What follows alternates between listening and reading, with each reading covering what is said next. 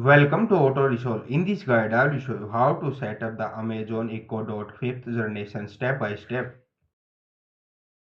Step 1. Plug your Echo Dot into a power outlet using the adapter. Step 2. Wait for the blue-orange light to appear. Setup mode. Step 3. Install the Amazon Alexa app from the Play Store or App Store. Step 4. Open the Alexa app and sign in with your Amazon account. Step 5. Tap Devices plus Add Device. Amazon Echo Dot. Step 6. Select Echo Dot 5th Gen and confirm the light is orange. Step 7. Choose your Wi-Fi network and enter the password. Step 8. Wait for the setup to complete and hear the confirmation message. Step 9.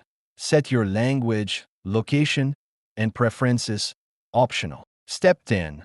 Say, Alexa, to test. Your Echo Dot is ready to use.